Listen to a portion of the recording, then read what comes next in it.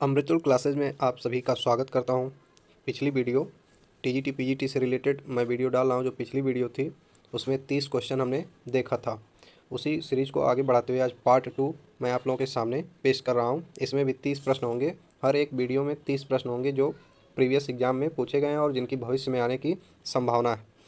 तो यदि आप इसका PDF प्राप्त करना चाहते हैं तो डिस्क्रिप्शन बॉक्स में लिंक दिया है, उसे ज़रूर वहाँ पे उस ग्रुप को ज्वाइन करिए। उस ग्रुप में PDF आपको आसानी से प्राप्त हो जाएगी और जो भी कोई जानकारी रहेगी उसी चैनल पर, जो टेलीग्राम का चैनल है उसी पर आपको जानकारी मिलती रहेगी इस वीडियो से रिलेटेड। तो बिना देरी के आइए शुरू करते हैं। पहला प्रश्न आप लोगों के सामने है कि भारतीय उपमहाद्वीप में धातु का पहला प्रमाण कहाँ से प्राप्त हुआ था।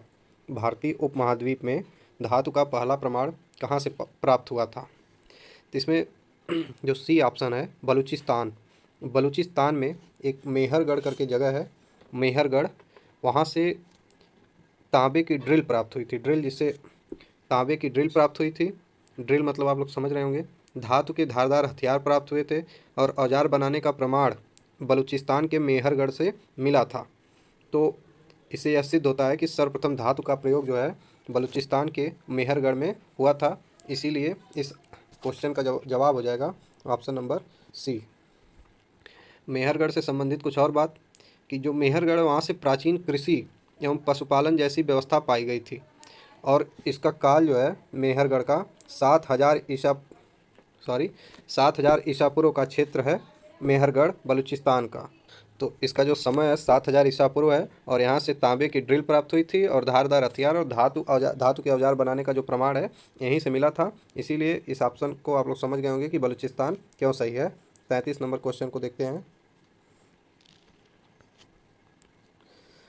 कायथा पुरास्थल किस नदी पर स्थित है।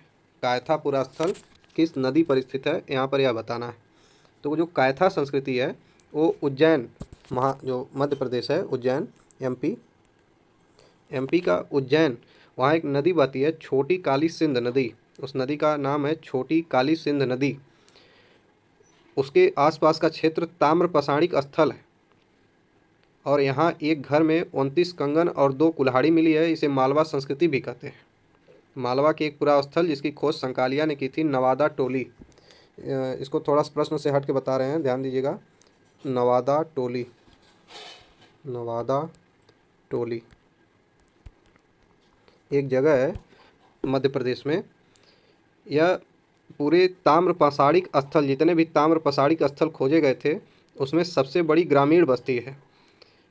कायथा संस्कृति पश्चिमी मध्य प्रदेश में स्थित है और छोटी काली सिंध नदी के आसपास स्थित है। इस प्रश्न को भी याद करिएगा कि जो ताम्र पाषाणिक स्थल मिले थे उसमें सबसे बड़ी ग्रामीण बस्ती नवादा टोली मिली थी, जिसकी खोज संकालिया ने की थी। और इस संस्कृति को मालवा संस्कृति भी कहते हैं और यह छोटी काली सिंध नदी के आसपास का क्षेत्र है। तो इसका ऑप्शन हो जाएगा डी। उम्मीद है कि आप लोगों को समझ में आई होगी बात। अगले प्रश्न पर चलते हैं। अगला प्रश्न है कि भारत में सोहन संस्कृति किस युग से संबंधित है। उच्च पुरापाषाण युग से, मध्य पुरापाषाण युग से, नव पुरापाषाण युग से, निम्न पुरापाषाण युग से। तो जो सोहन संस्कृति है उसका उदय सिंधु नदी की एक छोटी सहायक, जो सिंधु नदी है उसका एक छोटी सहायक नदी है सोहन नदी। उसी के आसपास जितने भी जो संस्कृति विकसित हुई थी उसको सोहन संस्कृति कह दिया गया, क्योंकि जो सिंधु की सहायक नदी थी सोहन नदी, उसी के नाम पर इस संस्कृति का नाम रख दिया गया था। 1928 में KN वाडिया ने इस क्षेत्र से पूर्व पाषाण काल का उपकरण प्राप्त किया था। इसका ऑप्शन हो जाएगा सही डी। पूर्व पाषाण काल कहिए या निम्न पाषाण काल का, पूरा पाषाण काल कहिए।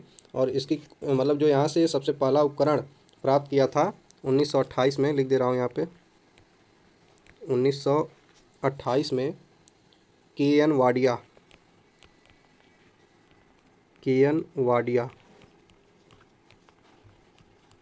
1928 में KN वाडिया ने सोहन संस्कृति से संबंधित जो क्षेत्र है वहाँ से पूर्व पाषाण काल का उपकरण प्राप्त किया था। इसीलिए सोहन संस्कृति का संबंध इसका निम्न पुरापाषाण युग से है, या इसे आप पूर्व पाषाण काल कह सकते हैं। तो इसका ऑप्शन नंबर डी सही हो जाएगा। अगले प्रश्न पे चलते हैं।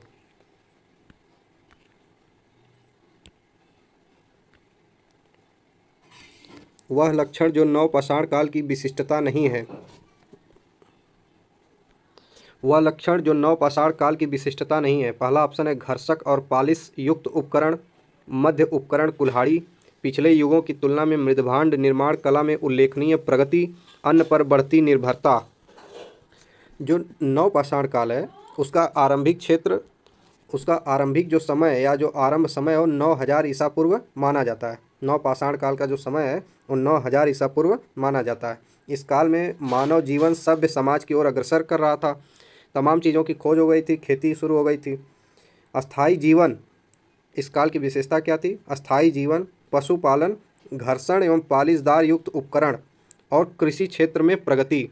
तो क्या क्या इसमें हो गया था? अस्थाई जीवन हो गया था, पशुपालन, घर्षण एवं पालिशदार युक्त उपकरणों से कृषि क्षेत्र में काफ़ी वृद्धि हुई थी। नवपाषाण काल के प्रमुख उपकरण में मध्य उपकरण कुल्हाड़ी, मध्य उपकरण अर्थात प्रमुख केंद्रीय विशेष, जो प्रमुख उपकरण में था कुल्हाड़ी, वसूली, खुर्ची, छिन्नी, कुदाल आदि की खोज हो गई थी। तो जब ऑप्शन पढ़िए कि घर्षक और पालिश युक्त उपकरण, मतलब यह तो था, यह सही है। मध्य उपकरण कुल्हाड़ी भी सही है। अन्न पर बढ़ती निर्भरता, यह भी सही है। पिछले युग की तुलना में मृदभांड निर्माण कला में उल्लेखनीय प्रगति नहीं हुई थी, प्रचुर मात्रा में वृद्धि हुई थी, काफ़ी ज़्यादा वृद्धि हुई थी, इसीलिए सी ऑप्शन इसका सही जवाब नहीं होगा। तो इसमें सही ऑप्शन सही अगर टिक करना हो तो सी होगा। अगला प्रश्न देखते हैं। निम्नलिखित में से कौन सा कथन भारत में पूरा पाषाण काल के विषय में असत्य है? असत्य इसमें बताना है। पूरा पाषाण कालीन स्थल समस्त भारत से मिले हैं। पूरा पाषाण कालीन स्थल गंगा और सिंधु के कछारों से सर्वाधिक संख्या में मिले हैं। पूरा पाषाण कालीन स्थल मारवाड़ और मेवाड़ से प्राप्त हुए हैं। डीडवाना में सांघी तालाब से पूर्व पूरा पाषाण कालीन से उत्तर पूरा पाषाण कालीन सामग्री के स्तर मिले हैं। इसमें कौन सा असत्य है यह बताना है। तो जो पूरा पाषाण कालीन स्थल भारतीय उपमहाद्वीप में लगभग सभी भागों से प्राप्त हुए थे, यह बात सत्य है कि लगभग सभी भागों से प्राप्त हुए थे, लेकिन गंगा एवं जो सिंधु नदी का कछार वाला जगह है वहाँ इसके प्रमाण नहीं मिले हैं। तो जो गंगा एवं सिंधु नदी के कछार का स्थल है वहाँ पर इसके प्रमाण नहीं मिले हैं। तो इसमें ऑप्शन जो है बी सही हो जाएगा कि यही असत्य कथन है। बी असत्य कथन है कि पूरा पाषाण कालीन स्थल पूरे भारतीय उपमहाद्वीप में लगभग सभी भागों से प्राप्त हुए, लेकिन गंगा एवं सिंधु नदी का कछार जहाँ है वहाँ इसकी संख्या नगण्य है। तो इसमें बी ऑप्शन सही है। उम्मीद है कि समझ में आया होगा। आगे देखते हैं।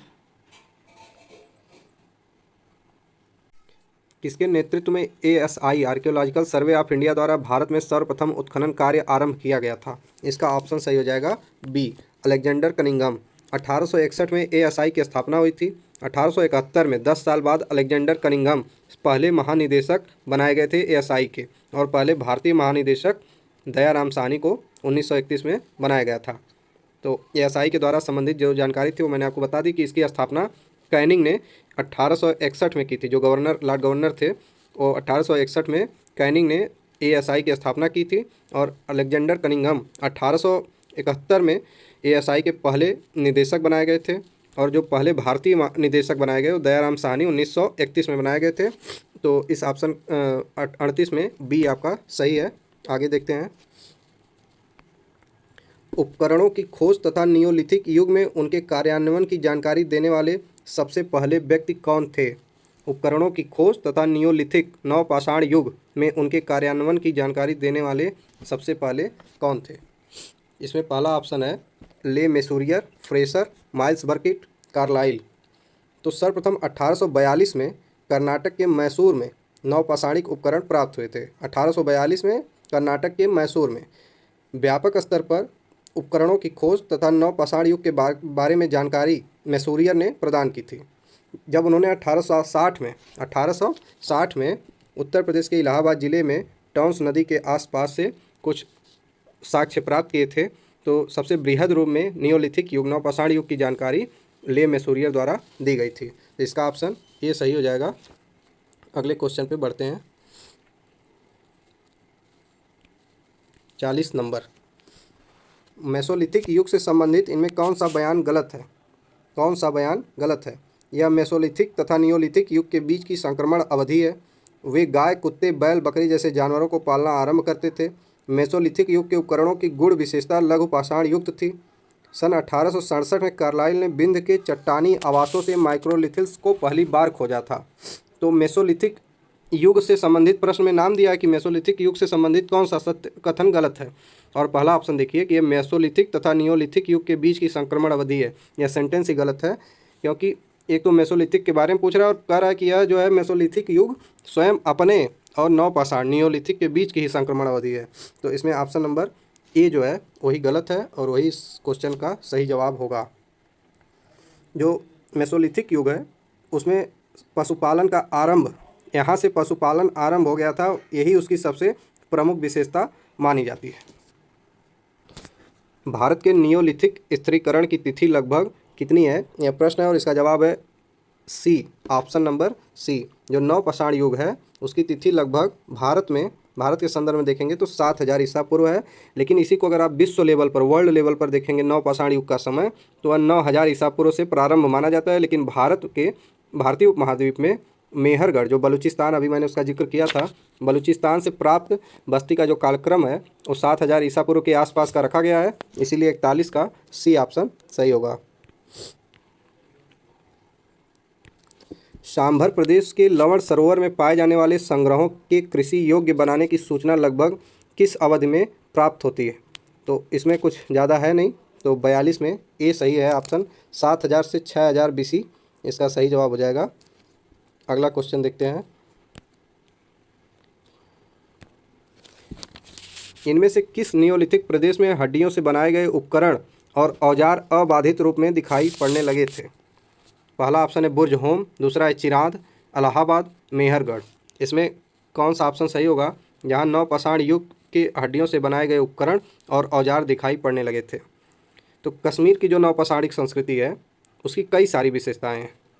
गर्तावास, मृदभांड की विविधता, पत्थरों के साथ साथ हड्डी के तरह तरह के औजार, और इसी तरह पटना के निकट चिरांद भी गंगा घाटी में एक स्थान है जहाँ से हड्डी के उपकरण प्राप्त हुए थे। इस तरह कश्मीर का बुर्ज-होम, गुफकराल जैसे स्थानों के साथ साथ चिरांद से भी हड्डी के उपकरण प्राप्त हुए थे। तो इस ऑप्शन में दो नाम का जिक्र है, जितना मैंने व्याख्या में बताया, एक बुर्ज-होम और चिरांद। तो इस हिसाब से 1 और 2 43 का सी ऑप्शन सही हो जाएगा। आगे बढ़ते हैं। यदि आपको इसकी PDF चाहिए तो आप डिस्क्रिप्शन बॉक्स में लिंक दिया गया है टेलीग्राम चैनल का, वहां जाके PDF प्राप्त कर सकते हैं। और वीडियो अच्छी लगी तो लाइक ज़रूर करिएगा, और कुछ भी सुझाव देना हो अच्छा या ख़राब कमेंट बॉक्स में ज़रूर दें, ताकि वीडियो को और सुधारा जा सके आप लोगों के हिसाब से। चालकोलिथिक अर्थशास्त्र क्या है? चालकोलिथिक अर्थशास्त्र क्या था?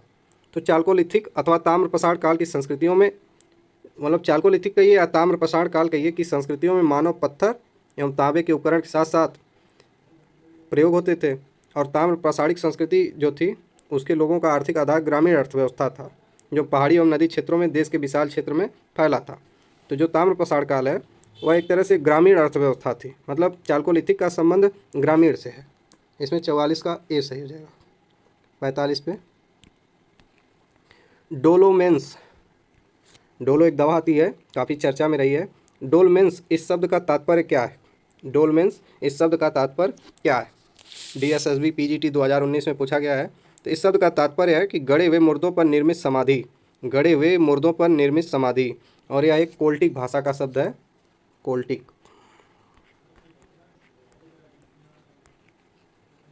कोल्टिक भाषा का यह शब्द है और इसका अर्थ है गड़े हुए मुर्दों पर निर्मित समाधि। डी ऑप्शन इसका सही हो जाएगा।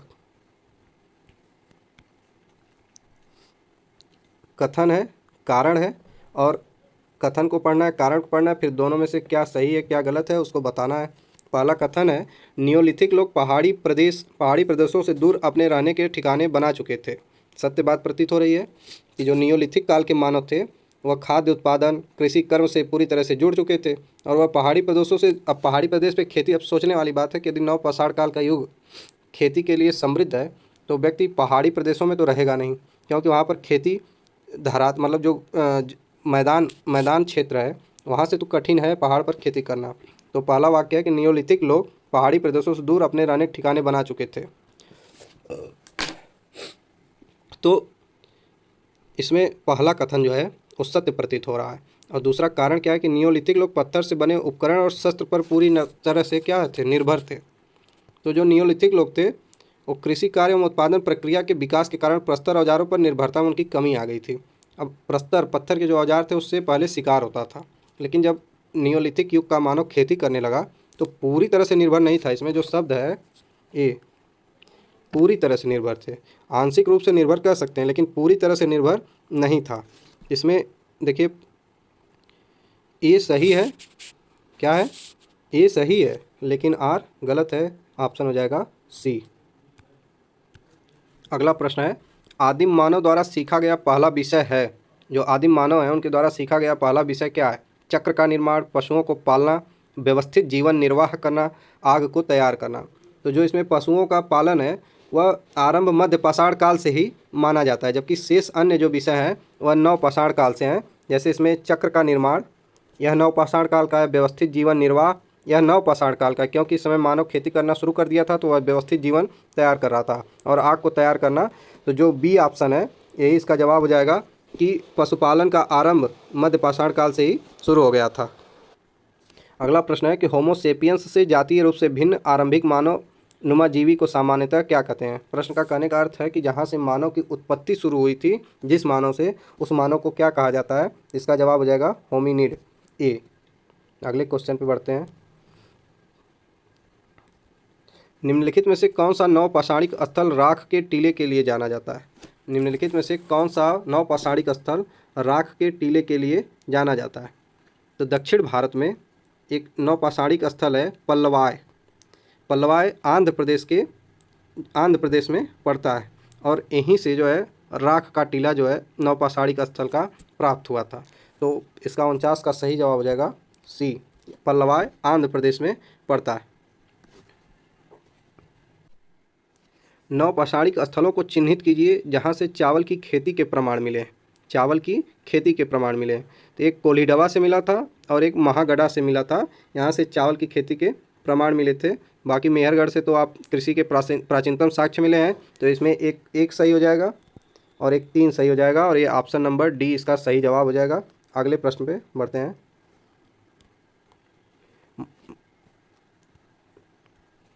अगला क्वेश्चन है कि मध्य प्रदेश में आदमगढ़ और राजस्थान में बागोर से प्राचीन साक्ष्य मिले। मध्य प्रदेश में आदमगढ़ और राजस्थान में बागोर से प्राचीन साक्ष्य किसके मिले हैं? चमकदार प्रस्तर के, चाक से बनी पाटरी के, पालतू जानवरों के, जुते हुए खेत के।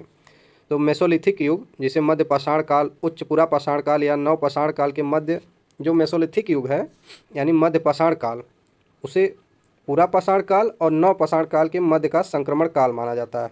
बात समझ रहे हैं कि जो मध्य पाषाण काल है उसे उच्च पुरा पाषाण काल और नव पाषाण काल के मध्य का संक्रमण काल माना जाता है और यहाँ से पशुपालन का प्रारंभ माना जाता है।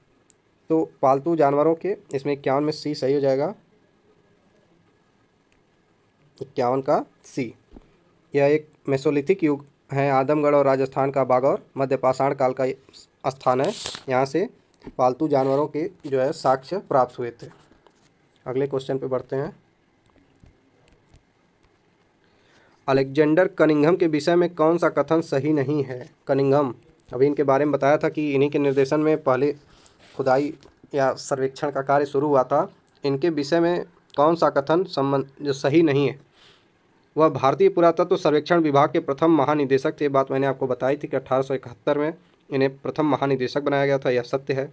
उन्हें भारतीय पुरातत्व का जनक कहा जाता है, यह निश्चित ही आप लोग भी जानते होंगे कि अलेक्जेंडर कनिंघम भारतीय पुरातत्व के जनक कहे जाते हैं। उन्होंने लॉर्ड कर्जन के प्राचीन भारतीय धरोहरों के संरक्षण कार्य को आगे बढ़ाया। उनके कार्यकाल में हड़प्पा की खुदाई हुई थी। तो इसमें कौन सा सही हो जाएगा? तो जो अलेक्जेंडर कनिंघम है, इन्हीं के कार्यकाल में हड़प्पा की खुदाई भी हुई थी, लेकिन यह कर्जन के प्राचीन भारतीय धरोहर के संरक्षण के कार्य को आगे नहीं बढ़ाए थे। तो जो कर्जन है और कनिंघम, इन दोनों के बीच में कोई संबंध नहीं है, इसीलिए यह कथन सत्य नहीं है, सी। आइए आगे देखते हैं। पुरातात्विक सामग्री इतिहास की सर्वश्रेष्ठ कसौटी है। पुरातात्विक सामग्री इतिहास की सर्वश्रेष्ठ कसौटी है। इसमें कौन सा ऑप्शन सही हो जाएगा? यह कथन है राहुल सांकृत्यायन का। उन्होंने कहा था कि जो पुरातात्विक सामग्री प्राप्त होती है वही इतिहास की सर्वश्रेष्ठ कसौटी है। तो इसका डी ऑप्शन सही हो जाएगा। आगे देखते हैं। सूक्ष्माश्म, सूक्ष्माश्म मुख्यतः संबंधित है या मध्य पाषाण युग से संबंधित है। किससे? मध्य पाषाण युग से। भारत में मध्य पाषाण काल के विषय में जो जानकारी है वो 1867 में C.L. कार्लाइल एक पुरातत्वविद थे, उन्होंने विंध्य क्षेत्र, जो विंध्याचल पर्वत का क्षेत्र है, वहाँ से लघु पाषाण उपकरण प्राप्त किए थे। सूक्ष्माश्म या लघु पाषाण उपकरण के ये प्राप्त किए थे। और यह जो सूक्ष्माश्म का संबंध या लघु पाषाण उपकरण का जो संबंध है वो मध्य पाषाण युग से संबंधित है। तो 54 का बी सही हो जाएगा।